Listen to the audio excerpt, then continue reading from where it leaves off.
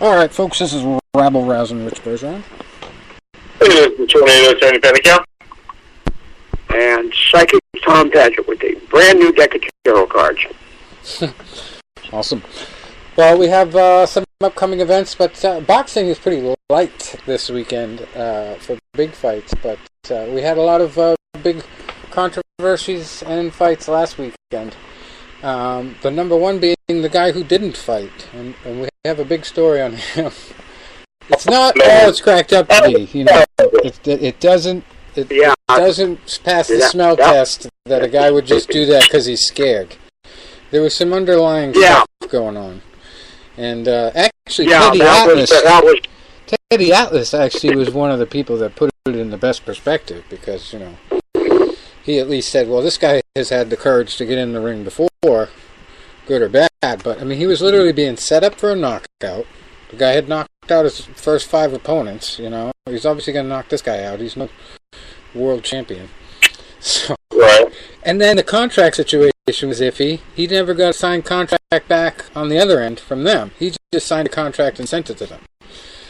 So there were some issues there, and he was only getting paid $6,000, and probably thinking how much am I going to pay in hospital bills if I have to go to the hospital or go out in a stretcher? Trust me, I can appreciate all that, but then I kind of come with a fighter's mentality, right? And I mean, you get cards all the time. I've been to cards. I've been to cards in Philadelphia where you have, your up and coming fighters, that are, being built, and they're, stepping up and they're fighting guys that are supposed to look good against. And most of the times they do. But, I've had fights where I've been the favorite. I've had fights where I've been the underdog. I've had fights where, I was moving up 2 weight classes and not expected to win. I'm fighting that one kid from Navy, and, I'm not expected, to give him, anything, right? And part of my idea was, you know what? No. I'm going out there, and I'm going to prove something to somebody. Win or lose, he's going to know that he came into a fight tonight. And that's how I'm going to get my respect. So I think you're disrespecting me going into this, well, I can goddamn guarantee you are going to respect me coming out of it. Now, what this guy did the other night was, first of all, he disgraced himself. He disgraced the sport. He disrespected his opponent. He disrespected the fans that came to see that fight. So now, you could say, him forth, whatever. But the fact of the matter is, you did that against yourself, and I think you should have a long, maybe lifetime suspension. Wow. It probably will. It probably will happen. I don't know if he'll get a lifetime suspension, but he'll definitely get some kind of minimum suspension. The problem is, he's the type of guy that has fought really good fights before. He fought Chris Arreola, one of our former guests, and a really, really close fight. So it's not like he's not capable. And, it's kind of like one of those things where he's trying to come off as like a guy kneeling for the national anthem in the NFL with this protest story. But then at the same time, I've covered boxing and mixed martial arts and combat sports long enough to know that the fighters are the ones that get screwed more than anyone else involved in fighting. And especially the undercard guys. And one of the things that he was most pissed about is that hasn't been covered in a lot of media circles, is that this was not supposed to be a televised fight. All of a sudden, he shows up for the weigh-ins, and they say, "Oh, this is going to be on TV." So he knows he's going to lose. He's set up for a fall. There was some other shit going on with his plane tickets. They didn't even give him his plane tickets till the day he was supposed to leave. They didn't pick him up at the airport for 2 hours. So he had all these little beefs. But at the same time, you have to look at the whole picture and go, the guy obviously had reasons to be pissed off, but that's the wrong way to go about protesting. You know, there's better ways. There's more constructive ways. Post-fight interviews, whatever.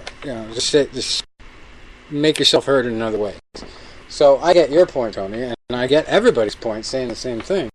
But you also have to look at the whole picture and not just like throw this guy completely under the bus for this and say, all right, we feel your pain, we understand your concerns, but that was fucked up. Don't ever do that again. But hey, he also made himself look real bad when he was walking around backstage asking for a paycheck because the round one bell rang, so he thought I should get a paycheck. Oh yeah, good old think so. So it's very controversial to say the least. And this guy, his name's Curtis Harper. We haven't even said that yet, but he's obviously well known now. And a lot of people said, I've never seen anything like that. I think it maybe happened once or twice before in sort of similar situations, but nothing like after the announcement. And it's kind of funny because John Scully puts the quote on the bottom of every email about the anxiety in the dressing room, and this is the epitome of that. So gotta give a shout out to him. But we have some stuff to talk about him later. It's a big week this week. But anyway, 1 million viewers already have watched this guy, Curtis Harper, ducking out of the ring. If you Google him now, 650,000 results come up. And he's also been on a lot of news organizations' homepages, including CNN's. So he got a lot of negative attention for himself doing this. Yeah. And, I'm surprised Donald Trump hasn't called him out. But this is one of the craziest stories of the whole week, so I just figured I'd start off with that one. Another story involving Floyd Mayweather. We kind of touched on this before we got on the air, but there's a guy named Brian Lindsay. Now, I don't know the dates involved or anything like this, but the stories that I've read involve this guy, Brian Lindsay, managing Red Rock Resorts, which is one of the most prestigious casinos under the Fertitta empire out there in Vegas. Lorenzo Fertitta and Frank Fertitta III, the guys behind the UFC. They started their father started the casino chain, and play was going to the locals, they call it. We love locals. That's the supposed tagline there, or mission statement, but I don't really think they love locals as much as they say they do. But anyway, point being, this argument started with Brian Lindsay and Floyd Mayweather, who went to Red Rock Resorts and rang up something like an $1,800 bill. Drinking, partying, having his entourage. And, didn't tip anybody, nothing. Just walked right out of the place. So, this guy hears about it and he gets pissed. The manager, Brian Lindsay. So, he puts out a public tweet and blasts Mayweather for walking out without paying the tab. And then again, you get a situation where calmer heads prevail. You think of other ways to address the situation rather than blasting him on Twitter.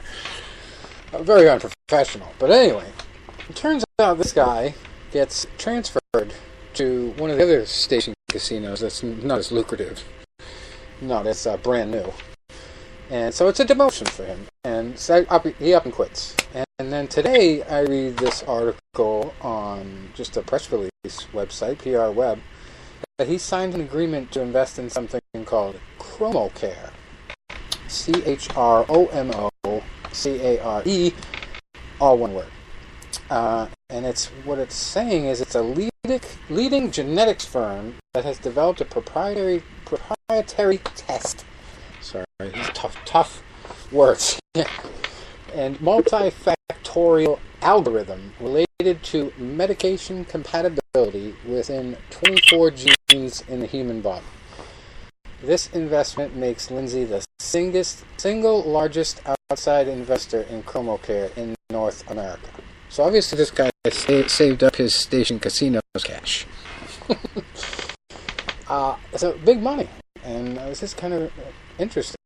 He stood up for an $1,800 bill and blasted Floyd And now he's put all his, probably millions, I don't know, it doesn't specify, but into this thing. And this company, ChromoCare, the leading product is called the Gap test. And this test is able to identify when a patient will not benefit from 350 plus medications, including opiates, due to their genetic inability to metabolize the drug. That, to me, if you know anything about medicine and the immune system and all that stuff, it's kind of fascinating if it's true. Yeah, because, I mean, there's no cookie cutter approach for that kind of stuff. Right. What works for you might not work for someone else.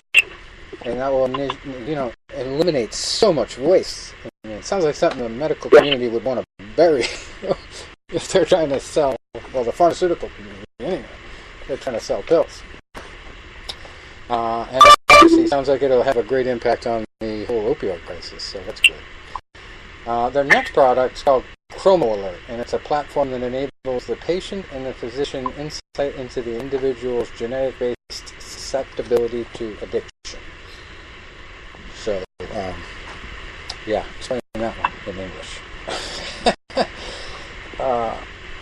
Basically, it's genetics. And, it just gives you some. It's kind of like 23andMe. It sounds like where you send in your DNA and it gives you all this information.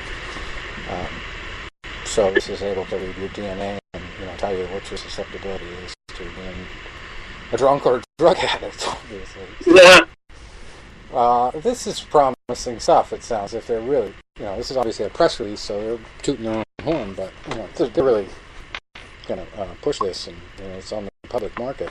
I'd say this is something good to be looking into and following. And, especially when the guy does something like that, quits his job, takes all his money, and dumps it into one thing. It makes sense. It makes sense. It's probably something big. So, if you guys make millions out there who are listening, if I got any friggin' millionaire investors out there, give me a cut for turning you on to this. But yeah, Floyd Mayweather apparently ducked out on the bill. There's no follow-up report to say whether he paid it or not, but I mean, a guy like that, it's almost like, he should be royalty at a casino. Really, we can say that Floyd Mayweather at our casino. Let's just give him a bunch of free shit. That's kind of a punk move on this guy Brian Lindsay's part, but the crazy thing is his background is fitting. So, maybe he really takes flight because Floyd Mayweather's, one of the biggest, baddest, most rich fighters in the universe here, and, he's stiffing him on an $1,800 bill, You can see somebody getting really pissed about that. So, good on him for standing up, but, maybe it was a better way. Let's see if this pays off for him. It sounds like a smart move on his part, if it's all true. But also, Floyd Mayweather's in the news again this week for a beef with Conor McGregor. And basically, he extended an olive branch to Conor McGregor and said, why don't you come train at my gym? No charge, I'd love to have you. So, McGregor just came out and said, fuck the Mayweathers again. And no peace here, kids. Step up or step down. And he actually singled out Floyd Mayweather Sr. and Roger Mayweather, though, and said, no, fuck them, but fuck the rest of the Mayweathers. Which I imagine has Jeff Mayweather probably pissed off, because he's not even involved. Met him out in Vegas when he was at the gym. I was there a few times for Mayweather stuff. And he wishes me happy birthday on Facebook every year. Good dude. Nice. So, that was the thing I thought of when I read that. Like, what about Jeff? There's a lot more Mayweathers who are classy and pay their bills, apparently. But anyway, I don't know whether he's trying to slap him or what, or trying to hype up a rematch, but this whole Conor McGregor act of being an asshole gets kind of old when he takes it to that extreme. The guy tries to bring you in and say, I respect you and I want to help you out with this striking with this other guy. You can learn a lot I mean, look at Tyron Woodley when he found out Floyd Mayweather wanted to train MMA. He's like, oh, yeah, hell yeah, I'd bring him in. I want to learn from him. Now, I'll train him MMA and he can teach me boxing. So I think McGregor is kind of being petty. Not that that's a surprise, but it's just no need for that. I don't think Floyd's been too disrespectful. I don't think he has been at all. You know? He beat him. He TKO'd him. There's no question about it. It was inevitable. He toyed with him. So, and he has every right to be cocky. And the thing that showed me that he had more respect for him than Conor even realizes is when he had the mural painted in his apartment, one of his $1 million apartments, of Conor McGregor and him fighting. That's the fight that was that special to him. He had, so he's got this dude on his wall all the time. Half the time he's probably looking at that, going, geez, that was a pretty decent fight. I wish I was friends with that guy. Usually after a fight like that, you should be. That's the whole idea of, getting in there and squaring off. You settle all your differences with punches.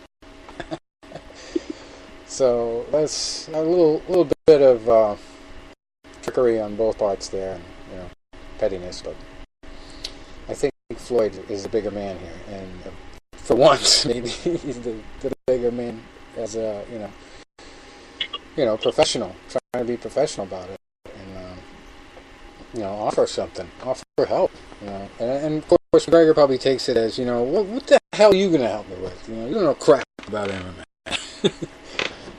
So, but that's just an underestimated thing, the ability to use boxing in MMA. And I don't think a lot of these fighters, even today, realize how important it is to have good hands. And not only that, but good defense. Like I've said 100 times, a million times on this show. You got to have hands-up defense like the boxers do that, know how to fight. And a lot of MMA fighters just don't do it. And I think it has a lot to do with karate training, because when you do kicks, your karate teacher tells you to have your arms way out by your side of your head and your fists up in the air. So I see a lot of fighters still today. High-level fighters go out there, no defense, no hands in front of the face. And where are you going to get hit that's going to knock you out? The face. Exactly. I mean, it's like we say this every week.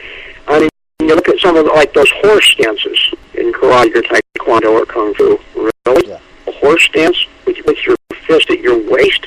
Try that in a fight against the boxer. Yeah. Okay? But let me know how it works out. I'll be watching.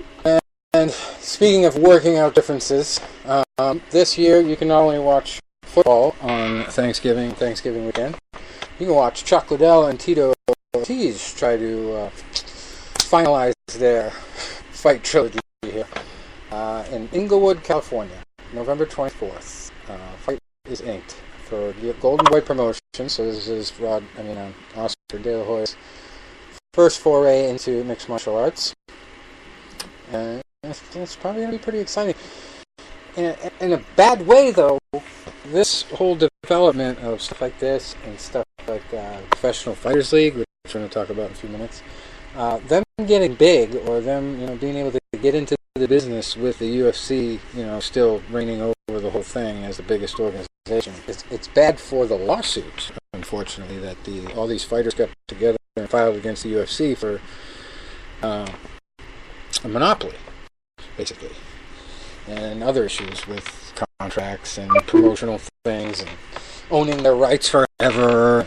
All these fighters got together and they filed a class action suit, and the UFC just filed not too long ago a motion for summary judgment, which is basically saying, there's no proof that we're that overpowering and we block people from competition. Look at all these things happening here and there. So they've actually used the current climate to prove that they're not the kings of the hill that destroy everyone that gets in their way. So it's interesting. And then won championship over in Asia too. That's now $1 billion company. So they use that too. But that's what they do. Anyway, Golden Boy. What network is that Tito fight? Tito and Liddell fight going to be on? I believe it's going to be pay-per-view. Some kind of pay-per-view. Pay-per-view for those two. Yeah. They'll participate in money from pay-per-view, it says gate, and everything else that comes in. This will be the most lucrative fight in their careers, says De La Hoya. And he actually did say recently that the fight pay in mixed martial arts is miserable, and he wants to change that. So, depending on how much money he puts into something like this, even if he has 4 fight cards, if he puts all these old legends together that want to fight and starts developing a stable, he has the resources to bring a lot of people to the sport. It'd be interesting, but there's a lot, like I just said, there's a lot of other leagues popping up, and there's a lot of other opportunities for these guys, and not only that, but bare knuckle boxing starting to come back. It's ridiculous, crazy. I don't know if you guys caught that fight over the weekend. Beck Rawlings and Britton Hart were in the main. It's the first time in bare knuckle fighting that a women's fight was the main event, but they actually kind of, interestingly enough, gave up a belt, and it was like the Policeman's Gazette belt or something like that. So they're like honoring the tradition of like 1800s when this was a big thing. So that's kind of cool. So she's got a belt, but it was a boring fight, believe it or not. So Britton Hart really kind of tried to dance and bounce around most of the fight, and she caught her, she caught Beck Rawlings a few times, but talk about defense. I mean, Beck Rawlings had a very tight hands-to-the-face defense, and never got discouraged, always was moving forward, trying to get at her opponent, was very frustrated by the movement, but, that's why it just went the distance instead of being a knockout, but, she looks better and better when she goes in there and, starts to realize, how much punch force she can put behind her hands without breaking her knuckles and all that, and that's going to be real valuable for her career in this, but she definitely seems like she's taking it seriously, and she's getting way better with each fight. The first fight was kind of an aggressive girl that just wanted to mow her down, and it was a great fight. But this one, she really took control and scored the points that got her the decision. But a lot of the fights went to the decision this time too, which makes me think these guys are all learning, because most of these guys are in their second appearance now. But now I have the sneaking suspicion that this is going to be a fad. It's going to wear off in a few months or years. But it's tough, I think, for a lot of people to watch, because it is a little brutal. I mean, there's a lot of cuts. Some of the fights end fast just because there's not a lot of people to pick from, so you can't really pick interesting matchups. But one of the most interesting guys in it, Sam Shoemaker. Perfect name for fighter, right? Shoemaker. Like Rocky Marciano's father. Yeah. But that's his real name. S-H-E-W. Maker. Funny. But he's a big, heavy guy. Looks like Roy Nelson. And he goes in there against, I can't think of the guy's name right now, but a big, huge black guy who's a beautiful kickboxer. Ruined his opponent last time out. And Sam Shoemaker goes in there and wins a decision against him. So, I would have loved to see that fight, but I didn't get to see it. I just caught the end of the fights that night. But yeah, you can always watch that on replay. If you want to go back one day, you got nothing else to do, and you really want to see what bare knuckles is all about, I sent you guys a pass that you can always watch the replay. See that? And it's worth checking out. I think it's sort of entertaining. And what I really like is how fast they get the next fight in there. It's almost faster than Bellator. Bellator's usually pretty good at that, but these guys are fast. Anyway, check that out. And it's also a guy we interviewed who's behind it, Damon Feldman. So I'm happy to see him doing well. He had some issues with celebrity boxing a few years ago that I remember we talked about on there. So this is good for him to get out from under controversy and start to set something up that I think is going to catch on in some other states probably too. But I think they had this one in Missouri somehow at a casino. So I don't know if they've regulated it there or if it's because I think was it some other state that they first got. Wyoming was the first state that they got to approve it. But I don't know if I never saw any headline that another state approved it, so I was wondering how they got into another state. But anyway, it's brutal, but I think it's a little bit entertaining. I just don't know if it has a future. How many people are going to go into it? But also, I did see Chris Lytle, another former guest of ours, do really well in his fight. He just mowed his guy down. So that was one of my favorite fights. One of the only big knockouts on the card, too, because of a lot of decisions. But he ruined this guy. Ruined him. Anyway, Tyson Fury and Deontay Wilder is the big boxing match. Coming up, a lot of people are talking about it. Big heavyweight unification situation. Well, no belt for Fury right now, but trying to get his belts back that he had. This would be a pretty big fight, but there's rumors that have been put out, I should say, that Tyson is going to withdraw from this fight. Really? So he put out his own video saying, just a quick update. I've been reading and I've heard some rumors that this fight is off with me and Wilder. Not on my watch, it ain't. I'm not pulling out nothing. It's on like Donkey Kong. Tyson Fury is like a king coming to America. He added, I'm just taking some much needed rest after a 9-month training camp. So maybe people saw him lounging around. Oh, I mean, he's calling off the fight. He's hurt. He said he's going to resume training on September 1st, and that's going to give him 9 or 10 weeks to prepare. He's already fit, no weight to lose, and he says he's coming for the belt. And then we've got Anthony Joshua scheduled to fight Alexander Povetkin, which I believe will be pretty much a dud, but you never know. Yeah. Povetkin has a bunch of chance. That's what it sounds like. I mean, Tyson Fury and Wilder's the kind of fight that people were excited about. Want to see it. And, it's obviously going to make Povetkin a millionaire. He's on par, but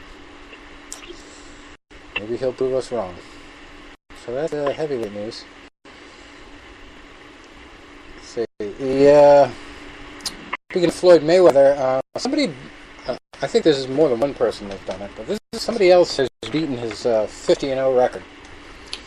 And this guy is nicknamed the Dwarf Giant. As an Asian guy, Thai boxer Wanheng Menayothin got his 51st win Wednesday, August 29th, in a long but lopsided, yesterday, bout against a fighter from the Philippines, defending his WBC title and surpassing the undefeated record of Floyd Mayweather Jr.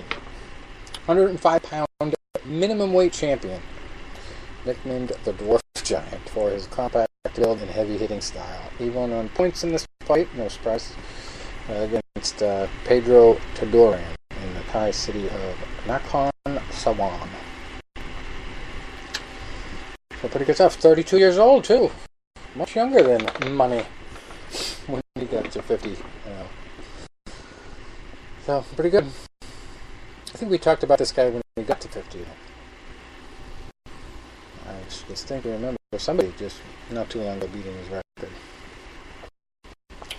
Hey. So there you have it. From Tim. And now, have you guys ever seen the comedian Kevin Hart? Yes. He's talking about controversy. He's had some controversy with cheating on his wife and stuff lately, but apparently he's made some smart investment decisions. If you believe this professional fighter is what it is, he's invested in it. He's got some money behind it. I also read in this article that the people who started it put in $25 million right off the bat, which I don't think I'd read before. But there's no information in this article that tells you how much Kevin Hart has invested in himself, but he's fully behind it. And not only that, he goes to every event. He wants to make it a point to go to every event and sit in the front row and, really pay attention to his investments. So it's pretty cool. And talks in this article, gives him an interview, and says, the UFC has done a great job, and those fighters deserve all the accolades they've got. But I think this is the avenue that's going to create more opportunities and ultimately become a bigger platform. They're all marketed and promoted a certain way, but they're not really putting other people in position to say, we're the best of the best, because the road to becoming the best is a road that's manipulated and maneuvered to. The PFL puts people through that gauntlet. You get to go through a world of fighters, and if you get through it, you get to say, I'm the best. So, they have a point system, basically, where they reward early finishes, and, you basically, the more points, it's like the NASCAR situation now. The more points you get, you get to the playoffs, and the playoffs start in October. And also another person invested is bigwig Mark Burnett, the big TV executive. So obviously some real big people behind this, hoping this succeeds. And I got to tell you, I haven't watched a lot of it. I haven't really caught a lot of it, but somebody's got to be watching for the money they're investing. We'll see. Another thing that I don't know if it has a future, but let's watch the playoffs and find out. And if that gets some buzz, maybe it will. But, it seems like there's, I think I've read millions of dollars wrapped up in the playoffs, too. So these guys could make a lot of money and, become millionaires overnight with this, if they succeed in the end. And speaking of millions of dollars overnight, did you guys hear anything about this whole KSI versus Logan Paul YouTube fight? I heard about it. I didn't see it. Crits. Well, yeah, it was a UK thing, I think, more than anything else, because I guess both of these guys are more famous over there, but they actually fought in an arena, amateur match, basically. I think they had headgear. I haven't watched it. But Manchester Arena, Saturday, and they're obviously novices. I think KSI's had one fight. I don't think Logan Paul's had any. But so they get into the ring and they fight I think a 4-rounder or whatever. I'm not exactly sure. But 773,000 people ordered a $10 stream on YouTube. And they had a majority draw decision at the end. And this idiot that wrote this article has it written, they stand to earn millions from a fight that ended in a majority draw for KSI. How do you ever draw for somebody? I don't know. This guy KSI actually has been on my radar before because the guy who trains him recently went pro. So I got an email about it from one of my connections and put it on the site. So he's actually been mentioned on our site before, but he basically just makes YouTube videos, and he's one of those people that somehow figure out how to just go around and create these false controversies and do stupid stuff. And what he's most famous for is a video he did while he's standing next to a guy who hung himself in this forest in Japan where people hang themselves because they're disgraced or whatever. So he actually had to apologize for that, and there was big controversy. But what did it do? It got more YouTube views, and he made himself famous on just doing these crazy videos. And then Logan Paul is another guy who does stuff like that, and I've never heard of him before, either one of them before this thing. But they had a beef that they either created or was real, and they decided to challenge each other to a boxing match, and they built up the hype. And not only did 773,000 people think it was worth paying $10 for, 15,000 fans came to watch it live. It was a 6-round fight, sorry, not 4 rounds. And both of the guys have 37 million YouTube subscribers combined. So okay, so neither one of these guys. Now I understand Logan Paul had a collegiate wrestling background. Yes, but he never laced gloves up before. Okay, so what does this tell us? Let's think about this, because we hear boxing's dying, it's not drawing the crowd. Maybe it's the personalities. It has to be the personalities. Or the way you hype it, the way you reach people. Yeah, has to be different. Yeah, because that's astonishing. The numbers you just said right there. Yeah. That is absolutely incredible. I mean, I didn't see any films of it, but I would assume it would be a 4-round slop fight, like, you know, some of the Topman things. Went 6 rounds, believe it or not. Oh, 6. And neither guy was able to be licensed for it either. So that shows you what the boxing control board thought about that over there. But they had it happen anyway, and that makes me wonder, you know, how is this a legitimate decision, this majority draw? You know, it obviously didn't have professional judges. But, yeah, so it sounds to me like what I thought was going to happen with Mayweather versus Pacquiao when I tried to predict that it would be a draw because they wanted to do a number 2. And it turned out to be a dud. Well, you know, I wonder if we could attribute this to the low price per pay-per-view rather than the normal, maybe, you know, the normal boxing one. If it was marketed different, it's really something to think about. Right. It actually pissed off a lot of actual boxers, and actually one promoter gave them props, but Carl Frampton was pissed off that this fight overshadowed the super bantamweight fight between Isaac Dogbo and Japan's Hidenori Otaki. Okay, why? See, that's the question. He's mad about it. Like, he's angry that everyone didn't watch that other fight, that they wanted to watch Logan Paul and this KSI guy, right? How about he's this mad about quote? All right, he says, "A proper champion who went on a world tour before he got his shot, but today people would rather talk about a couple of YouTube dickheads."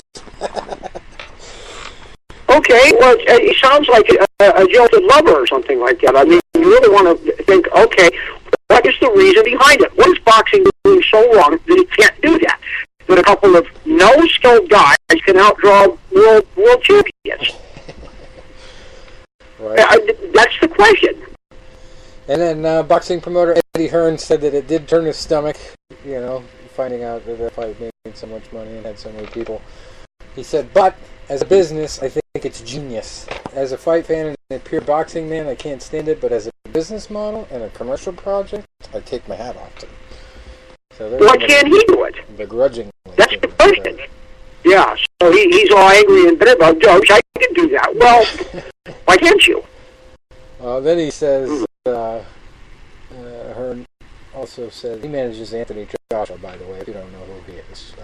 Eddie Hearn. He says, yes. The interest is not KSI in a 6-rounder against a fighter. The interest is KSI against Logan Paul. That's what sells. They couldn't go to any particular level as a pro. That's a fact.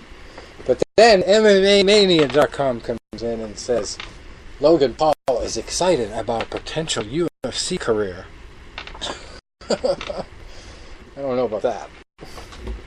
One boxing match, this kid thinks he's going to UFC.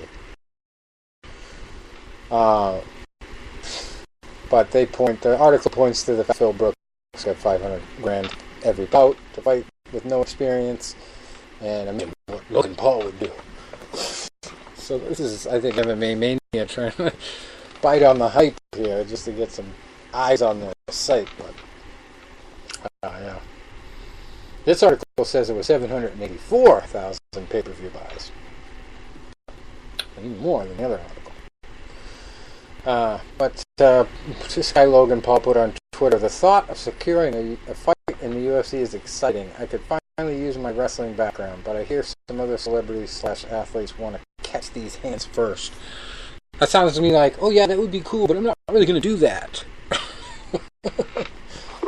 So there's both ways here. He's trying to use the UFC to generate some interest in himself, and you know, this MMA Mania site's trying to put out a crazy rumor that's probably never going to materialize.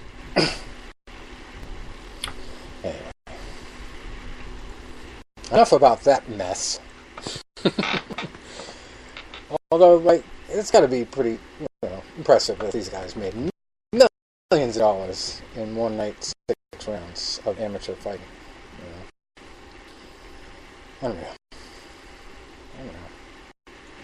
Maybe they can bail out Curtis. No, not Curtis. The Harper guy.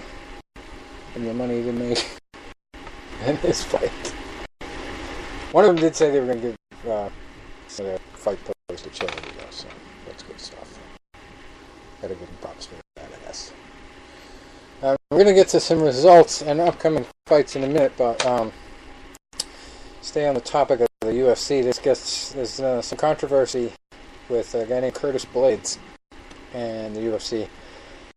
And this is a pretty brutal comment, but, it's another one of those things, Fighters in the fight game, fighters are some of the most victimized people and taken advantage of in a lot of situations, especially on the lower tiers. But Curtis Blades came out and said this: fans think they want to hear real shit from fighters until they bring up their kids. Fans want to see us crack our skulls open with no regards for our sons and daughters. They just want to see bloodshed. Who cares if we can read to our kids when they are 7 or 8? Wow. That is probably one of the most straight to the point, just brutal truths I've ever heard any fighter put out there. It's kind of abrasive at the same time, and obviously meant to generate controversy. But he's not lying.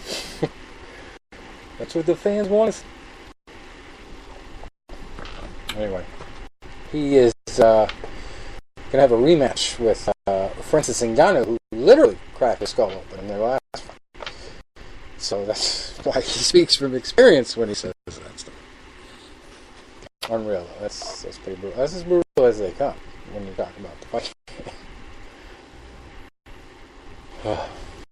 Another guy brewing up some controversy in MMA. Donald Cerrone, called the Jackson Winklejohn MMA puppy mill. Because they're bowing to money now. This is it kind of gets interesting the more you read about it, because Jackson Winklejohn is obviously one of the most well-known gyms in the country. They've had documentaries about them. They've had multiple champions, and they're very well known for really developing fighters, and probably among the top 5 camps in the country, if not the world. And so Donald Cerrone has now come out and called them a puppy mill because he's pissed off that they played favorites with his opponent, Mike Perry, his next opponent. So he was, going to Jackson Winklejohn and, doing his own thing. But he also, they point out, Mike Winklejohn specifically points out, because I don't think Craig Jackson really got involved in the back and forth himself, but of course Cerrone threw him under the bus. But Mike Winklejohn, I think, was most pissed off because he was most disrespected in this situation. But the coach said, loyalty is 2 sides. Cowboy is not loyal to anybody in the gym. He's on his own. He does his own thing. He has not, from what I can remember, in the last 10 years, ever helped anybody out with their own camp. He's as narcissistic as they come. Whoa! That's brutal. Cerrone started training there in 2007, so he's been there over 10 years. And he was offended when Perry called him out in November, and that put a wedge between available training partners and coaches and Cerrone, so then he asked that Perry not be allowed to train at Jackson Winklejohn for the fight, and was angered to hear that Winklejohn said no. So Cerrone came out and said they didn't have the effing balls of the backbone to say it to my effing face when I was right there with them. So they told him over the phone, so he's pissed. And again, this kind of sounds like a petty battle back and forth. But the other beef with Cerrone is that he takes a lot of fighters away from Jackson Winklejohn and brings them out to his camp, which I've seen on the documentaries too. And he's a very big risk taker. I think one of his worst injuries was not in the UFC, but in a four-wheeler or a snowmobile accident or something. But he does horseback riding. He does a lot of risky stuff out there on his ranch. And not only that, but I guess the fighters that have gone out there to train with him have been very unsuccessful in their next fights, according to Winklejohn. He claims it's 100% loss. 100% of the people lost because Cowboy wants to do what he wants to do on his time frame, and it didn't work out for the fighters that train out there at his gym. And then he says that made us look bad because we lost a lot of fights because of it, because it was, kind of a partnership. So it's basically, cutting ties between both of them, I think, here. Eventually, it sounds like it's going to happen. And then finally, they give Winklejohn the last quote here. He says, "What would Cowboy do if it was his gym?" Well, let me think. If I wanted to go into his gym, use it when I wanted to, not be respectful, not help others, pull people and coaches away from the gym, and do things for myself, and then tell the new gym not to work with this person they've been working with because it's all about yourself, what would Cowboy do? I know what Cowboy would do. The same thing I did, and that was basically, sorry kids, fuck that. Oh. Soap operas. What can you do? Crazy. Anyway. Professional Fighters League, their actual regular season ends tonight, I believe. So that's going on right now. Yeah. We've had 5 fights already. Muhammad Daris beat Leroy Johnson by first round knockout in the first one. Ramazan Kurmagomedov beat Robert Hale by unanimous decision. Second fight, Umar Nurmagomedov. Not sure if he's related to the other UFC Nurmagomedov, but he got a win over Sergio Kub Kakramanov. That's a tough one. Unanimous decision. Emiliano Sordi also got a win over Jason Butcher by knockout punch, 16 seconds into the fight. He butchered the butcher. Then Saibu Sai got a win over Kyle Michael-Hayes by head kick and punches in the first round, 2 minutes and 6 seconds in. To come, we have Kyle Alankar versus Mike Kyle, Paul Bradley versus Henderson Ferreira, Magomed Idrisov versus Alexander Bazera, Sean O'Connell versus Bozjit Ataev, and Smilino Rama in the main event against Jamie Abdallah. I don't know if that's the main event, because sometimes sure to messes things up. Don't know what my schedule. Anyway. Boxing. We get some boxing results to talk about, of course. Not kind of action last week, but just enough. We got a female fight to talk about in Denmark, first on the list here from last Saturday. And Dina Thorsland remained undefeated at 11. Well, now she's 12-0. She was 11-0 going in. This was a fight in Denmark. She fought Jessica Arguin Munoz. I'm not logged in here, so I don't know what the actual result was, but she won the vacant World Boxing Organization World Female Super Bantamweight title. That one. And the co-main event was Dennis Salen at featherweight, getting his 19th win to go with 2-2. 2 losses, 2 draws. He beat Levon Sicklori, who was 10-3-1 going into it. And the next fight was from Brandenburg, Germany. We're going to talk about this one because this was obviously our mismatch of the week last week. Nick Clappert came in at 24-3, fighting Islam Ashabov. And I remember, we didn't get show on air. I said something about he's going to have to pray to Allah for this win. Islam Ashabov was 3-3 coming into this one, facing 24-3, and of course he got the win, Nick Clappert. So that went according to plan. Nothing else worth really chatting about on that card, except for the guy who's KO or decision. Did it go to decision? I'm not sure. I'm not logged in here. For some reason, I can't log in anymore. I couldn't figure out what the heck my password was one day, and it got changed, so I don't know what the heck it is. And it's not allowing me to get it back.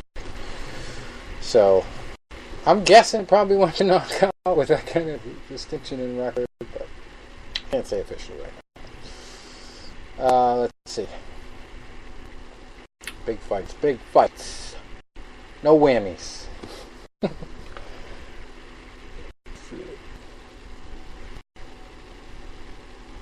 else we got on the list? We gotta go way down the bottom. Here's an interesting one from Lugogo, Uganda. You wouldn't expect a guy with this name to be fighting in Uganda, but he won a title at cruiserweight. Joey Vegas.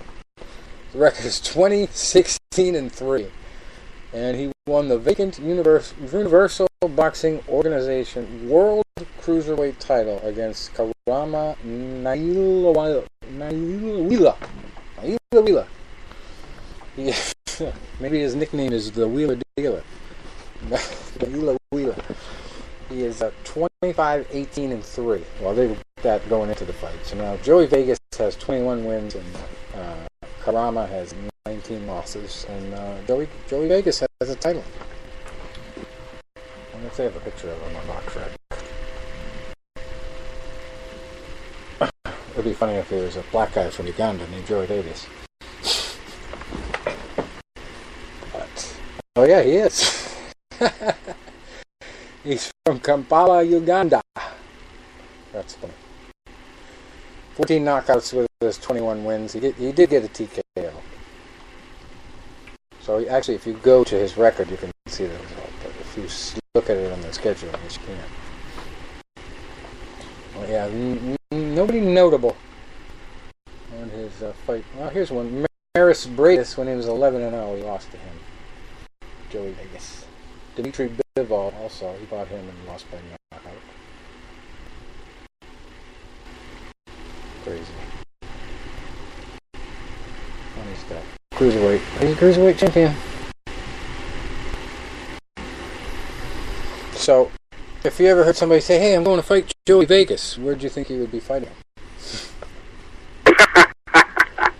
Well, freaking Uganda. That's crazy. One of the biggest fights of the weekend was, as we mentioned earlier, in Arizona. The main event, Raymundo Beltran losing to the less experienced, but obviously much better here, Jose Pedraza, nicknamed the Sniper. So I might tell you something, but Raymundo gets his 8th loss to go with 35 wins and 1 draw. Pedraza moves to 25-1, and I'll tell you the result on the record here. It was a unanimous decision loss for. Well, this says Pedraza lost. I don't know. What the heck is going on with box rack? So it says Raymundo Beltran on the left side, right? And it says L in the middle.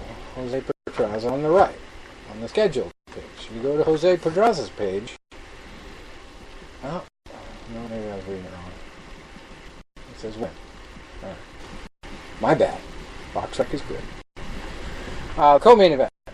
Isaac Dogbo moved to 20-0, undefeated still, with a big win over Hidenori Otaki, which was what we talked about earlier with Carl Frampton's beef with the Logan Paul KSI fight. I guess this was a pretty good fight.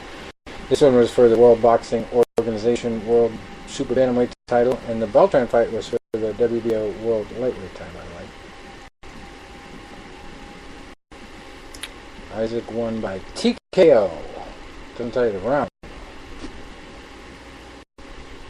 So he continues to excel. Another guy from the UK. Let's see. Arnold Barboza Jr. also stayed undefeated, along with Carlos Castro and Francisco de Vaca. All of them with big wins. Arnold's Barboza Jr. was at super lightweight. He beat Luis Solis, moves to 19-0. Solis falls to 24-9-4. Super bantamweight Carlos Castro is 21-0 now. He beat View Ogwin, who was 13-10-3. And Francisco de Vaca goes to 19-0. And he beat Jesus Serrano. I guess that was Jesus by the way. 17-5-2. Jesus cannot walk on water, I guess, in the boxing ring. It's not that Jesus. Ines Antonio Lozada Torres was also on his card at lightweight. And he somehow got a draw, even though his record is 40-2 coming in. So he's got his first draw. 40 wins, 2 losses, 1 draw. Fought to a draw against Hector Ruben Ambriz Suarez.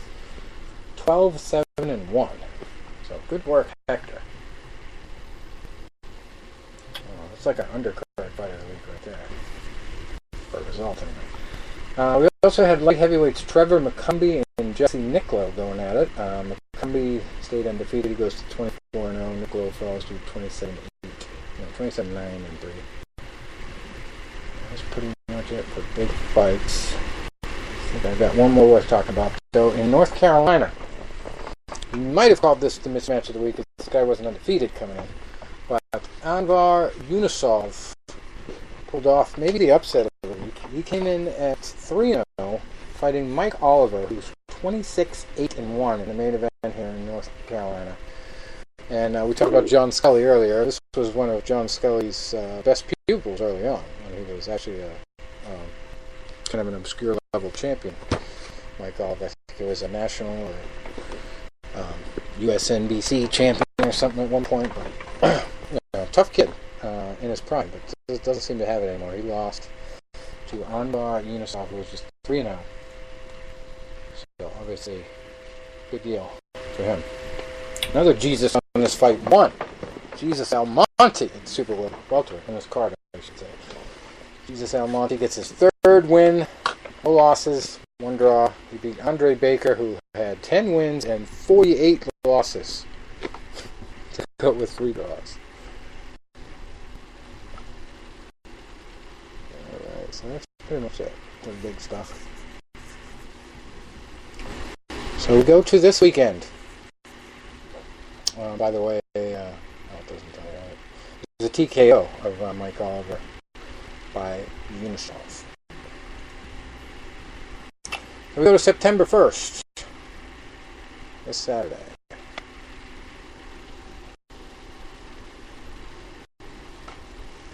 Let's see what we got.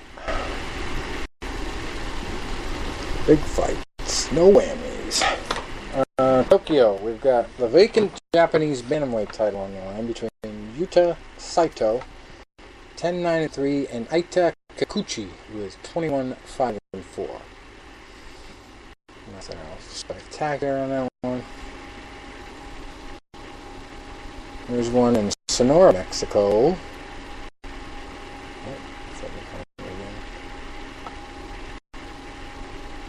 Where did it go? There it is. Pedro Guevara comes in at 31-3-1, fighting Roberto Sanchez, who's 17-1, for the World Boxing Council Feakerbox Super Flyweight title. The co-main event, Alexander Munoz comes in at 40 wins, 7 losses, fighting Kareem Arce, who is 13-0-1. I'm not sure if he's related to Jorge Arce, but I think it's spelled the same. Jose Vega Ochoa, also on the card at featherweight. He's 11-1, fighting Eduardo Nunez, who is 11-1, and that's for the vacant World Boxing Council Youth Silver Featherweight title. Don't let me get John Scully on the phone to tell you what he thinks about those kind of titles. Because then we get to the next one from Namibia, and we've got these two guys fighting for the vacant International Boxing Organization All Africa Super Lightweight title. For a couple of guys with less than 20 wins. Anyway. Let's see what else we got. Thomas Ustuzian. Speaking of Africa, he's fighting in Gauteng, South Africa, at cruiserweight. He is 27-1-2, fighting Thabiso Nchuno, who is 19-4 for the vacant African Boxing Union cruiserweight title. Whoa. Rhino Liebenberg also on this card at super middleweight. He's 18-6, fighting Alfonso Tisson, who's 11-2-2. That's the co-main event. There you go.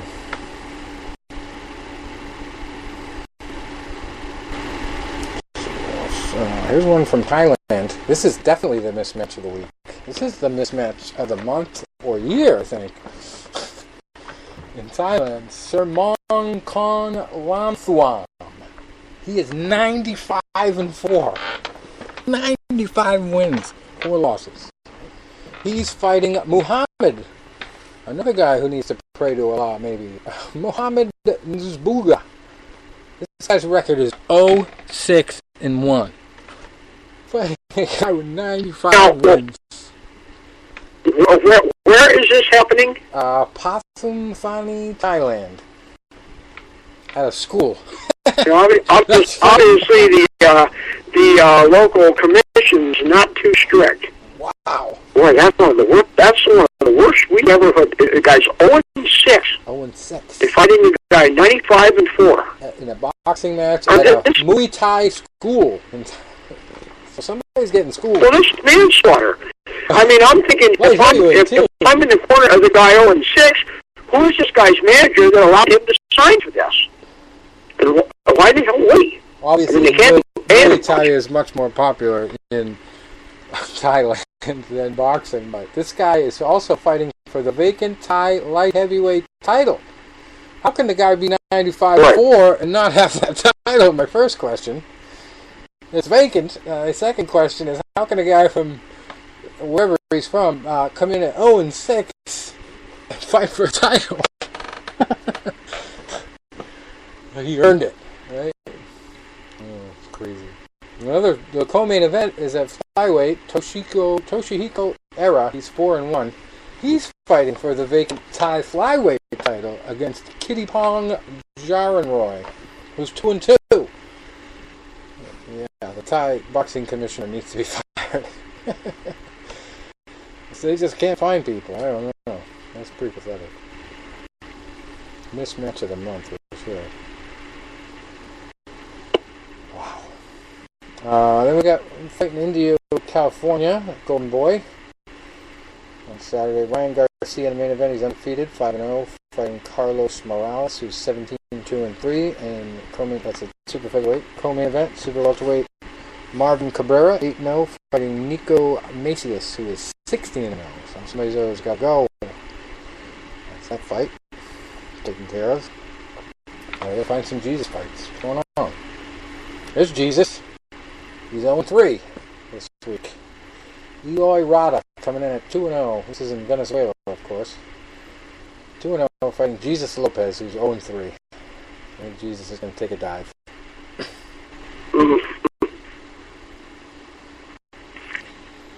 And let's see.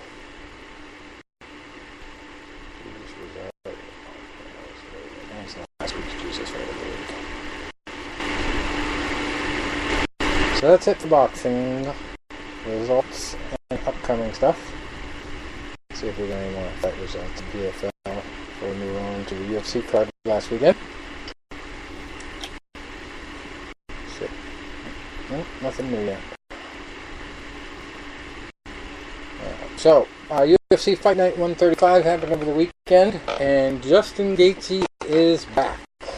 He was very Yes, sir.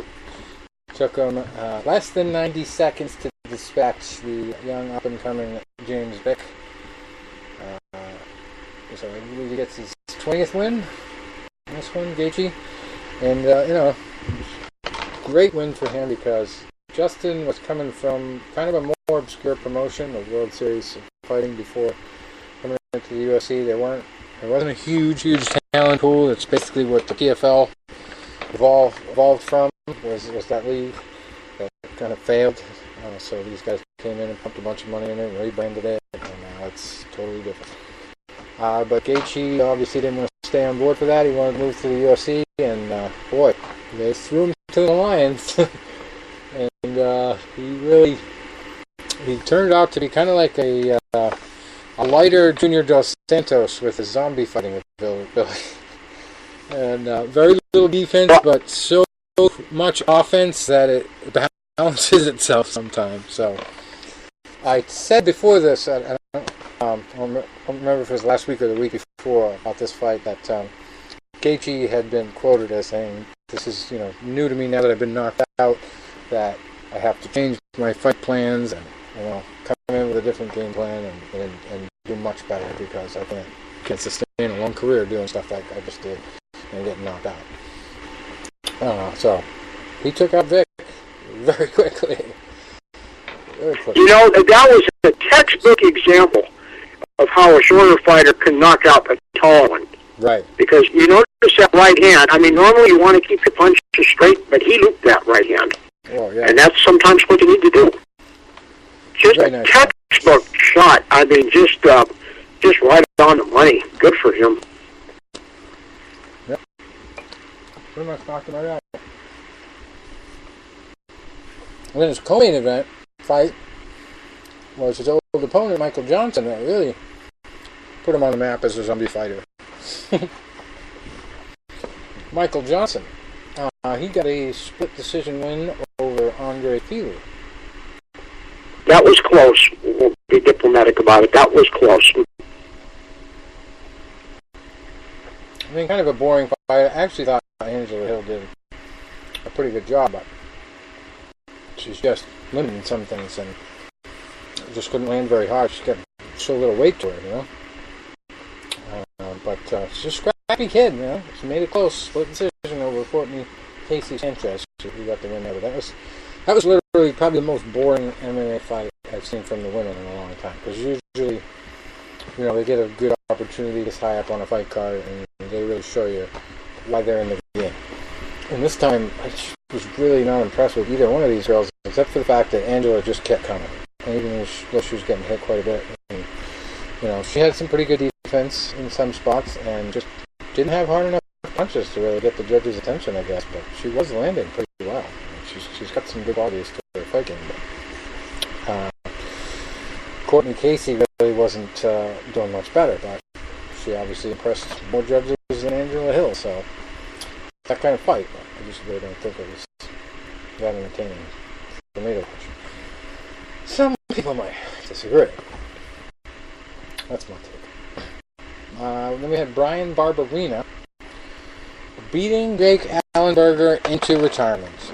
And we talked about this last week, how you know, this could be probably the end for Jake Allenberger, and he put his gloves right down on the cage and paid for and announced his retirement. Did Jake make a formal announcement? I didn't hear that. Oh yeah, he took his gloves off and he put them down right in the middle of the mat and said, "This is it." And it was in his home state too, so that kind of made it more appropriate for him to do it there. You know, you just wonder. He had so much potential. Yeah. He had that great wrestling background. He had concrete in his fists, and I know he trained at Glendale Fight Club for a while, and that really seemed to set him back a lot. I mean, he had a few setbacks before, but he just couldn't get back on track. Sad story with him. Yeah, one of those cases where he had the name, he had the excitement behind him, and I think one of his biggest fights was with Sean Shirk back in the day. But he was away from the game for a while in different leagues, and then got back to the UFC, and just never made it in his second go-about. So it was perhaps that Glendale Fight Club curse. Maybe. You look at Travis Brown before he went there. Look at him afterwards. But he had 4 losses in a row, so obviously that plays into it. You might have cut him anyway after this, or told him, we're going to cut you loose. He's 33 years old, not old to fight, but wins career 31 wins and 15 losses. And his last win was against Matt Brown at UFC 201 back in 2016.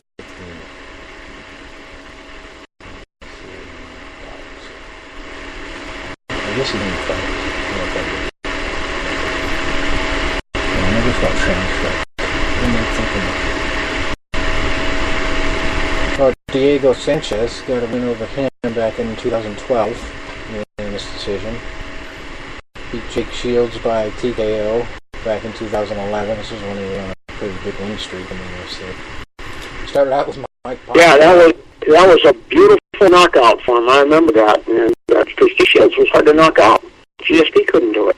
He go through Mike Pyle, John Howard, Carlos Eduardo Roca, Sean Pearson, Jake Shields, and then Diego Sanchez before he ran into the loss of Martin Kenton. And before that Mike Pyle fight that started that little win streak, he lost to Carlos Condit by split decision. So obviously that pissed him off enough to improve his game, it seems. And that was his first UFC fight, believe it or not, back in 2009. He was in the IFL before that, M1. Bodog. I don't think they're even around anymore. Well, that brings back memories. Yeah. When I first started, they were pretty good. I remember Emelianenko fought in Bodog. Yeah. Jake Ellenberger had a good career, but just couldn't put it together towards the end, unfortunately for him. But Brian Barberina took him out 2 minutes and 26 seconds with into the first round with punches. He ended up on the ground covering up, and that was it. He called it off. Jefferson Figueiredo also got a big win over John Moraga. TKO as well from punches. That went into the second round, 3 minutes and 8 seconds into the second frame. We had Eric Anders beating Tim Williams by soccer kick KO. What? How is that possible? I guess they're calling it a soccer kick on Sherdog, but they didn't consider it one by the rules because that's illegal in the UFC. I think it was one of those cases where he had his hand on the ground, but because of the new rules, the referee's discretion to say whether that's a legal shot or not when the guy has his hand on the ground, and he was coming up with it, so it is what it is. But it was a beautiful kick. 4 minutes and 42 seconds into the third round, so obviously very timely for Eric Anders. And our old buddy that we interviewed a while back, James Krause, beat Worley Alves by TKO, and knees and punches 2 minutes and 28 seconds into the second round. We had Corey Sandhagen. And we give him a Sherdog picture. He's the only one on this card. You're in the UFC, you need a friggin' Sherdog picture. The middle of the card, too. There's nothing else like his first fight. Sandhagen beat Yuri Alcantara by TKO. Second round, 1 minute and 1 second into that. Need that one extra second. Also, Andrew Sanchez beat Marcus Perez by unanimous decision. Mickey Gall notched another win over George Sullivan by rear naked choke. First round, 1 minute and 9 seconds in. And my favorite Scottish female fighter, Joanne Calderwood, got a win over Kalindra Faria by submission from a triangle choke with 3 seconds left in the first round. Talk about timing. Pretty good stuff there. Drew Dober in the second fight of the night beat John Tuck by unanimous decision, and then we had a heel hook submission win by Ronnie Yaya over Luke Sanders, 1 minute and 31 seconds into that fight. And there it is. Corey Sandhagen, 9-1 at featherweight, and he still doesn't have a Sherdog picture. I'm writing a letter. Boy, heel hooks, you don't see too many of them anymore. No, but I used to go to the fights in Massachusetts. Believe it or not, that was like the number one move those guys would go for. I don't know if it was just a old school tradition of these guys where they trained, they use them a lot. But I saw them from heavyweight to lightweight. Just everyone going for heel hooks. It's really hard to practice them because if you're caught in one, you really don't know when to tap until it's sometimes too late. Right. I mean, it's an awful dangerous submission. Yeah, one of the guys that was the best ever at it, and still is maybe, but he keeps getting disqualified, is the guy from Bellator there. They threw him out. Paul Harris. Paul Harris. Yeah. He holds it too long after they tell him to stop. Yeah, well, he needs to be banned everywhere. Yeah. Tap means tap. Yeah. Means stop. All right, so we got another result in the PFL. Kyle Alencar beating Mike Kai by unanimous decision. Next up, Paul Bradley versus Henderson Ferreira. That's all the news and results and upcoming stuff I have for this week. As far as I know here. So, let's see. You guys got anything? Got any nuggets? Tony even still with us? Tony! I guess not. What happened? Gee. Fall asleep? All right, well, I guess we'll have to sign off on his behalf. Okay. Yeah, I thought he was kind of quiet. Wow. Hold on, let me see if we can get him. Of course, it tells me no contacts. Named Tony. That's Skype for you. Oh, there it is.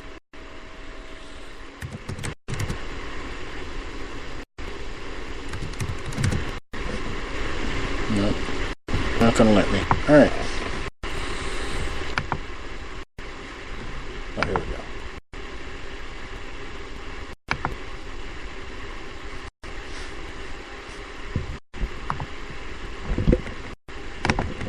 Come on. There he is. Hello. Hello, sir. What happened? Yeah, I couldn't get back a hold of you guys because my phone got rebooted. Oh, so you had the technical difficulties this week. Well, what happened was I had lost my mobile data. I lost my connection. So I was like, shit, so we were in the middle of talking about something, I'm like, and I shut the mobile data off, I put back on, I'm like, I gotta reboot. So I went to reboot, and like, right in the middle of the rebooting, I'm like, oh shit, I'm gonna shut my phone down. Yeah, we were both thinking, wow, this Tony's pretty quiet tonight. How often is that? How often am I really quiet? Right. All right, well, unfortunately, we ended up getting to the end of our content. So, On something. if you got any last-minute nuggets for us, now's the time. Anything you want to add to our news or anything? Oh, what happened? Lost everybody.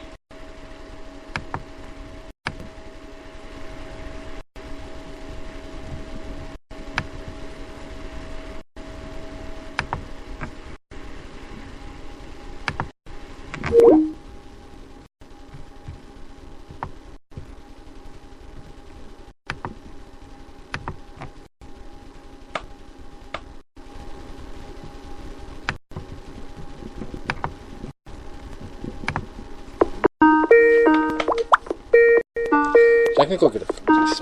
We'll get it.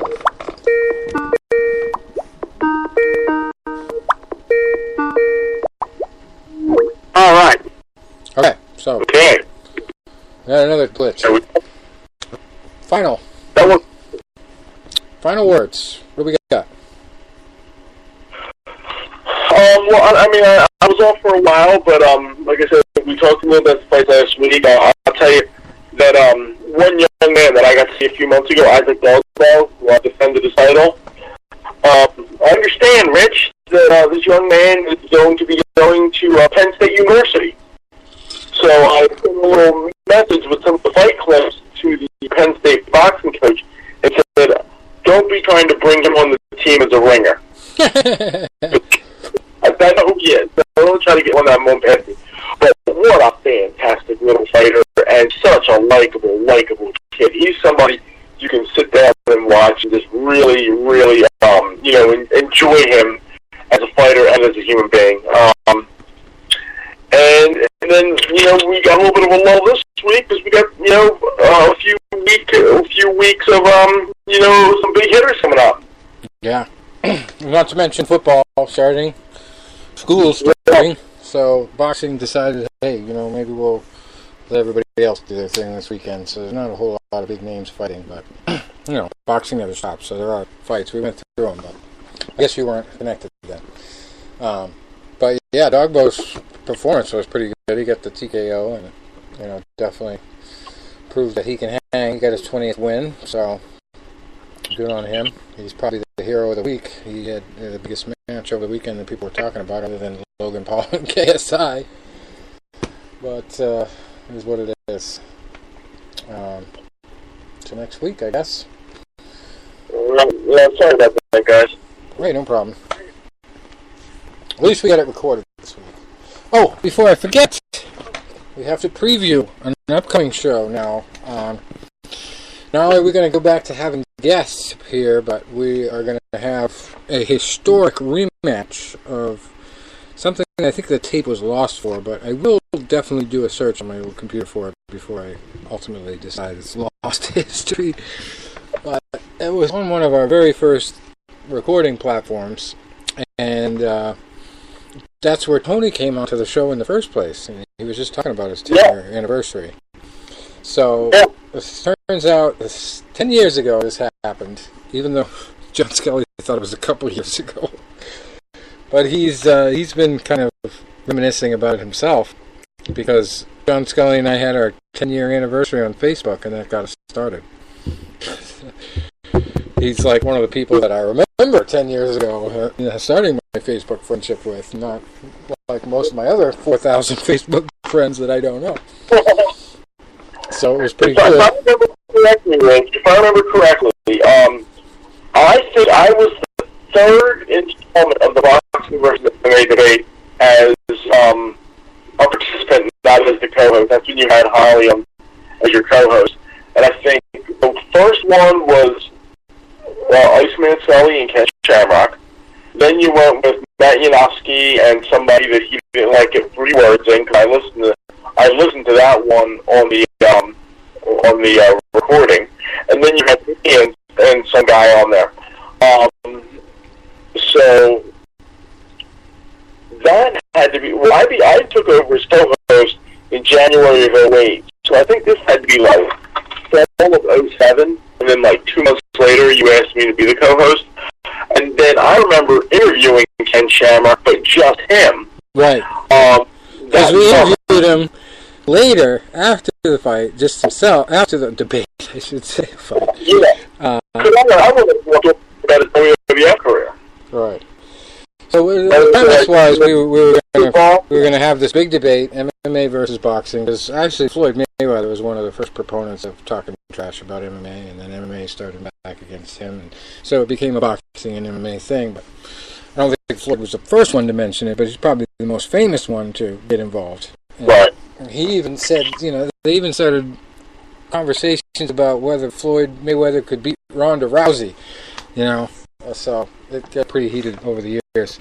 But back then, we were just thinking, let's do like an analytical debate situation between somebody from the MMA world and somebody from the boxing world. And we tried to take it from all angles, like, has you, Tony, who was an amateur boxer, and the kid we had, I think, was from Japan. He was calling on Skype, and he was like a real MMA expert. Yeah, he was the whole ball. Yeah. And then Matt Yanofsky, the mile-minute talker, got matched up with another guy who was fast-talking, so that was funny. But Ken Shamrock and John Scully, one guy, almost career MMA fighter. He did have wrestling before that, WWE. Or WWF at the time. He was involved, I think. But can't say that anymore. But anyway, Ken Shamrock, very well-known guy, probably one of the most famous combat sports guys we ever interviewed, period. And so early on in our website, that was crazy. I think we all felt like celebrities just talking to him. Yeah. So we got him on the show against John Scully, who I think we had on a couple times before that. But he was one of the guys I interviewed back, I think, when I had a MySpace page only. Yeah, that's how we connected on MySpace. That's how I originally connected with Scully. I originally connected with Scully via, AOL chat room. Right. Back in the day.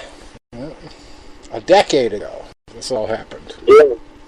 So now we're doing the rematch, because Scully and I talked about it, and I thought, well, why not? Why not reach out to Ken and try to do the rematch? So the same guy we reached out to get him in the first place has already talked to him about it, and he is booked up, Ken, for the next couple weeks. But I've also got his business manager's number and a woman who runs his website that I can contact to try to set this up. So it is going to happen officially, the rematch between Scully and Shamrock. And if you haven't heard us talk about this before, the big highlight of this was at the end, where I think I mentioned something about, what do you guys feel about women in MMA and boxing? And the lid got blown off the whole thing. Because Ken Shamrock, being from MMA and training men and women in MMA a lot, had the feeling that, hey, they've earned their spot there, they've women's rights and all that. Why not? Why shouldn't they be allowed to fight? And then John Scully said, well, I really don't want to go to a fight and see a woman get her face bashed in. I want to see pretty women, you know? So, of course, fireworks from that. And I literally had to yell out, break it up. These guys were yelling at each other. So, yeah, even Scully remembers it got heated. But he claims he won, so this is going to be interesting when I get them both on the phone. I don't think either one of them is going to expect this, but I'm probably going to start right off with, what do you guys remember about the last one and get them talking about it. And I'm going to drop the bomb right away. Who do you think won that first one? Scully might get himself in trouble there. It's going to be interesting. But I guarantee Ken Shamrock remembers that. Because he probably got, so heated to the point his face was red. I didn't see him live on any camera, but I think he was madder than Scully. Because I don't think Scully expected it to get heated. But of course he's going to fight back, when it's us. When do you think we can have the rematch, Rich? I'm thinking definitely by the end of September this will happen. So. Oh boy, this will be exciting. This will be exciting. Another thing we didn't get on the record last week was I'm in a new book about Rocky, and I reached out to the author of it. I've got a copy of it, and we're going to get him on the show. So probably that's going to happen before the rematch. And the funny thing is, we were not only talking about this on Facebook recently, but John Scully's gone off about the WBA having a not only world champion, but a super champion. So at a heavyweight. So we've got one guy, I don't even know who the guy is, who's the WBA world champion, but then you've got Anthony Joshua, who is the super champion. So they literally have two world champions. And John was going nuts about it. That's one of his things that he's most pissed off about the development of boxing, is that there are too many belts. Too many belts. So I said that if he wins this one, we're going to give him the WBA Combat Sports Debate Champion belt. But actually, we'll probably make it the FNU belt. It's Fight News Unlimited. But that would be funny if I actually went out and got like a little novelty belt and sent it to him. Or whoever wins. I shouldn't say Scully, because anybody could win. And I also think we're going to update the times now, and this time we're going to have an official poll on our website. So people that listen can tell us who won. So we have an official result. And of course, we're going to hype the crap out of it before it happens. So it'll probably be. We're gonna try to set the record. We're gonna beat out our Hector Camacho Jr. broadcast that had 10,000 listens. No, 20,000. 20,000 listens. That's probably our most listened to broadcast ever. Anyway, I was back on Blog Talk Radio. But we're on Spreaker now, and it's a pretty decent platform. I like it when it works. So rematch is going to be here, and I'm looking forward to it. I definitely think that with all these years of observing MMA more, way more than I did then, because I think then I had only been watching it for like a year. So, knowing both sides of it so much now, from participating in boxing to following it over the years, and now trying to participate in MMA. Haven't got it there yet, but I'm losing weight. That's the good thing. I'm on the new keto coffee stuff. Oh, heard of that keto diet. What's the number, buddy? What is the number? I weighed in at 212 today. Okay. 212. So I'm 7 pounds away from light heavyweight. So we got, let's see, 27 pounds to go, right? Yeah, to 185. I might start at 205 if I feel good there, but I think I could lose a lot more. So what is the keto? Well, you explain that to me. I've heard people talk about it. So I'm not sure the science behind it, but grass-fed butter is good for you, right? Okay. Coconut oil is good for you, right? Well, I knew that. I heard that. Yeah, so these are the big fats that have been going around. But then you have studies that show that some parts of coconut oil are bad for you. So what I don't believe it. They did is they found something called medium-chain triglycerides. And I bet you Tom knows more about this than I do. Yeah, I'm into that bulletproof coffee stuff, and I quit eating on Tuesday night. I don't start till Thursday morning, but all day Wednesday I'll have two giant cups of bulletproof coffee with grass-fed unsalted butter, and this stuff is that I use is called brain octane fuel. It's a very highly available MCT oil. Now, coconut oil is also good. I use that a lot too, but on fasting day, it's that. And the theory behind it, Tony, is when you stop eating, your body doesn't go after insulin because there's no sugar coming in, so it'll start going after fat cells. And the keto diet puts you in ketosis where your body's going to utilize fat. So, and it curbs your hunger too. Right, that's the key thing, because I make it a point to do deadlifts and do rope climbs and stuff. And first it was a bit challenging, and some days it's harder than others, but it works for me. And there's all kinds of ways to do it. You know, there's the 16-8 method where you just restrict your food to 8 hours out of the day. I've heard about it.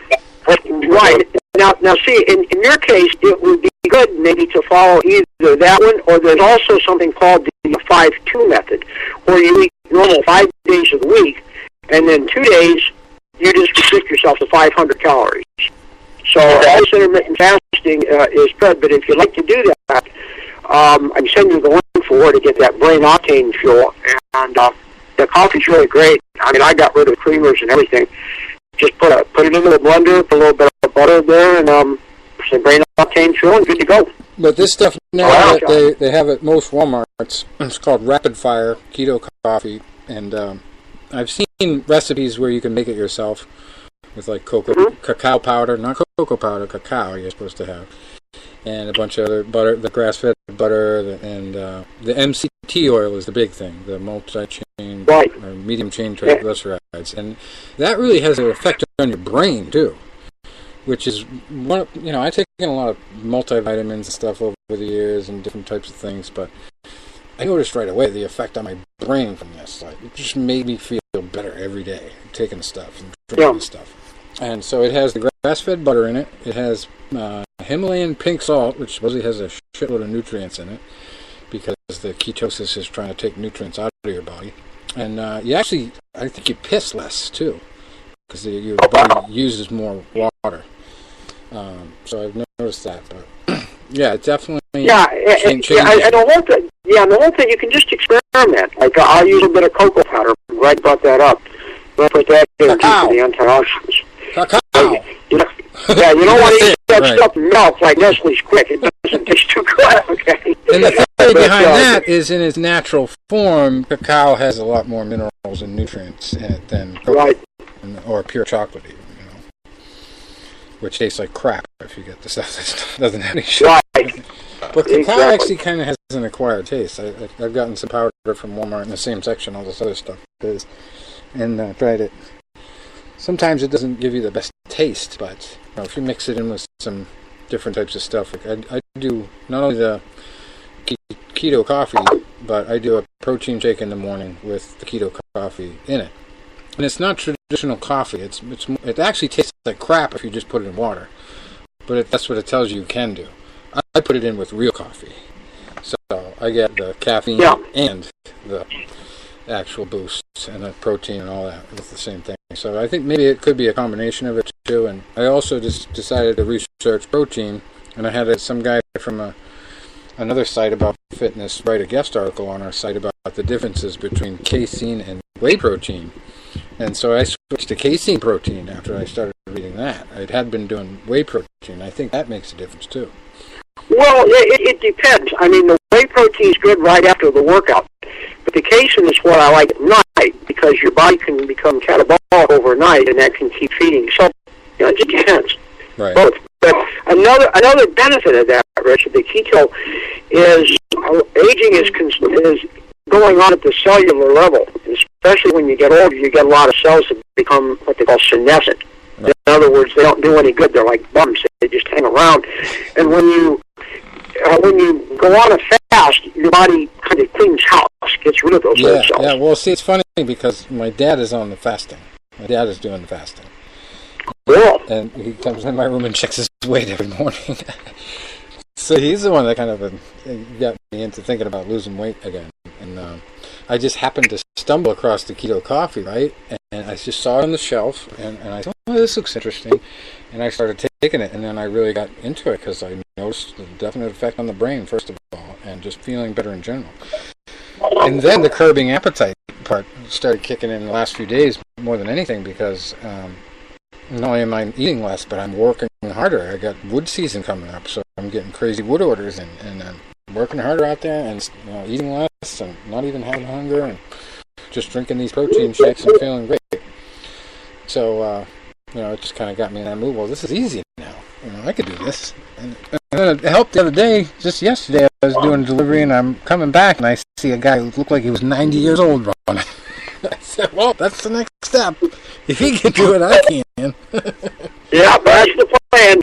90 will be the new 40, and everything goes according to plan. Yeah. And I've got my 50th high school reunion coming up next month. I'm going to give a talk on that, and they'll say you're out of your mind. Yeah. It's crazy to work 50 years ago, you idiot. But, hey, I don't care. I don't preach anything. Coffee, I just put ideas out, After I got into the keto coffee, my girlfriend's son, who's a power lifter, saw it, and so, this is like great stuff, So I think he's starting to get into it. And then my girlfriend's into it. She started drinking it, and she made her own mix. And then her best friend and her best friend's boyfriend are doing it. So I spread a whole colony of people doing it now, just from seeing it at Walmart. And just one thing about that coconut oil. I haven't found out who funded the study that says canola oil is great and coconut oil is poison. The movie theater but industry? I know that, but I know this much. Tom Brady's been kind of successful at fighting old man aging. Yeah. Very successful at it. Tom Brady's personal chef uses nothing but coconut oil and olive oil. Yeah, so I'm looking at these research scientists. I googled how many Super Bowls they had won. Nothing came up for some reason. I don't know why. Maybe it's a mistake. Maybe Google's behind the curve. But as far as I'm concerned, I'm sticking with Tom Brady. Yeah, he's done a lot of good things to keep phenomenal. Phenomenal. I'm not a football guy much, but I just know results, and I don't get into that. You guys know how I feel about who's the best of all time in fighting. Well, we can't really prove that, but it seems like with Tom Brady, who's accomplished more? Yeah, and still more to come, hopefully. Yeah. We'll see. I'm sure the Eagles are going to try to do something about that, but we'll find out. All right, well, went on a little longer than I imagined we would, just talking about diets here. Good health. So. It's all part of health, and that's the foundation of fighting. So everyone has all this free advice. Yeah, and the good thing is, it's not too late to get the sweat going because it's still in the 90s up here for a while. Well, at the same time, my girlfriend told me today, probably the reason why I'm getting so many wood orders right now, I got like 10 cord orders, 10 cords worth of wood ordered in the last 3 days. And she says probably because the Farmer's Almanac prediction came out for the winter, and it's supposed to be massively cold. Up here, it's been in the 90s the last few days, so sweating my butt off.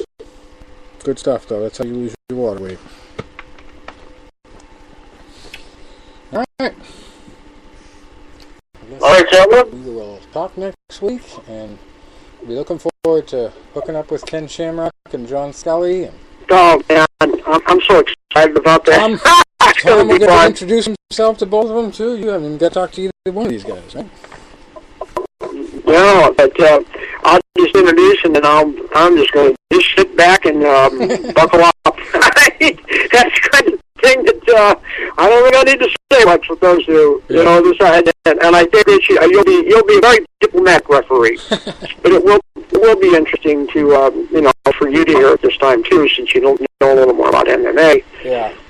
And see if anything I can add, because I remember Shamrock going back to UFC 1. We can even talk about the Pat Smith heel hook, where Pat Smith, I don't know if you guys have seen that. Oh, yeah. But it was such a wild night because no one knew what to expect. The tooth goes flying off into the crowd. Pat Smith got heel hooked and didn't know what it was, taps out, gets up and wants to keep fighting. You know, I mean, it was just nuts. Yep. Well, you know, so this ought to be fun. And John Scully, watching him back in the '90s, wow, this is just going to be great. It's interesting to see what their attitudes are, how those guys have evolved. Because I obviously didn't hear the first show, right? But hopefully there'll be a little more merging of, a little more diplomacy. But then again, if it's fireworks, well, they're two great lawyers.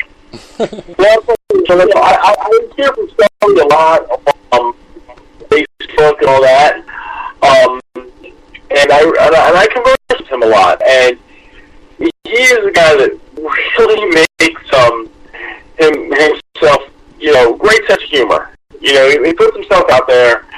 He'll put serious topic out there, which we just discussed about the sanctioning bodies and the title belts and all of that, just ridiculous tomfoolery. But then he also puts funny things out there, and the one was he talked about a drive-by involving Chad Dawson back in the day. So then you see the picture, and it's Chad Dawson in a hotel room with a super soaker, and you see Dawson's looking the other way, and you see the stream of water like a millisecond from hitting him right in the head. And he goes, "That time I got Chad Dawson in a drive-by." Yeah, he used to train him, and I was also back in the early days when we talked about all that. The guys that he used to train in our first couple interviews. Chad Dawson was one of the best jabbers in the game when John Scully was training him. And actually, when he left John Scully, he started to slouch a little in his fight game completely. And it was more than just aging. It was definitely not having the right person who he clicked with, I think, in training. And one of the things that always impressed me more than anybody else I ever interviewed on the show is that John Scully still spars with his fighters. Oh, God. He put down in his 40s. Sparring. He's going, just wearing pads and holding mitts. He's sparring. So, that's a tough guy in my book. Yeah, without a doubt. I'm watching a little bit late in this preseason game, and the one guy that said he has a really good chance of making the team. Did you hear about that Australian rugby player they got? I've heard a couple times there's been Australian rugby players trying to break in. One guy was really great on the kick returns a couple years ago. I forget who that was, but I don't think he lasted. Well, here's what I want you to do if you want some entertainment. Go into YouTube tonight. I want you to talk to this name. Jordan, like Michael Jordan, and Mailata, like Mailata. Okay. The people are putting him as an offensive tackle, and they said he never played American football ever. Player, and they decided to he ended up doing the international program. I'm watching him right now. Went into some international program, and they decided to draft him to give him a chance in American football. He's undersized. They're trying to put him as a lineman, and I don't know if he's got the size to make it as an NFL lineman at a mere 6'8", 346. Mm-hmm. But they show him in these workouts, when he was in rugby, and what is he doing? He is running the ball, and guys are trying to tackle him, and it's actually quite hilarious. Yeah. Sounds like a big dude. What did you say? 6'8" and 300 and what? 6'8", I think he listed at 346. Wow. But he's very athletic. And like I said, they put him as a lineman, obviously. But the clips of him in playing rugby is him running the ball. And he's tremendously athletic, and he's got speed. I mean, listen, I talk there's,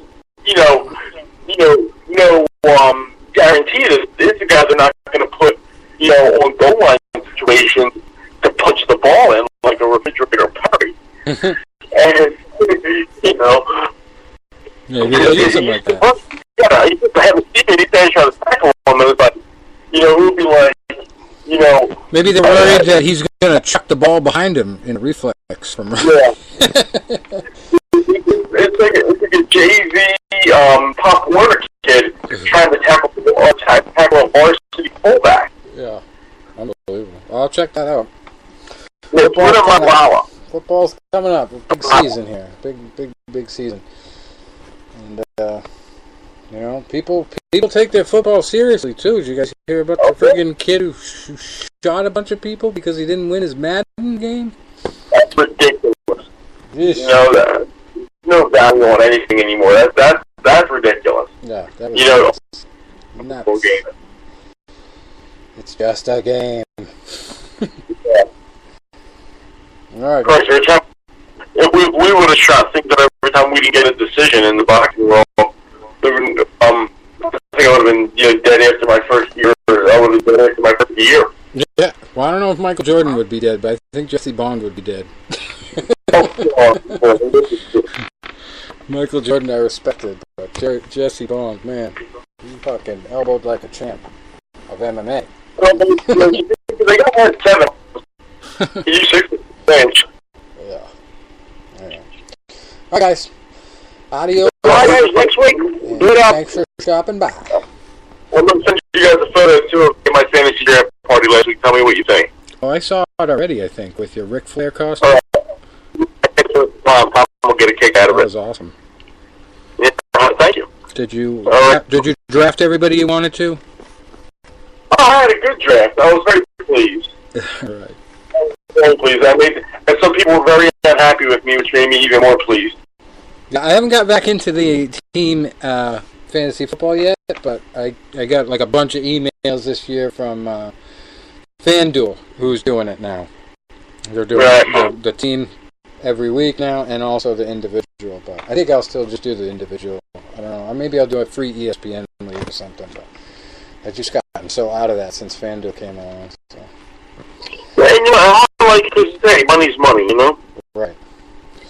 Well, good luck. Let's see if you keep your championship. Well, thank you. I appreciate that. We'll catch you later. You got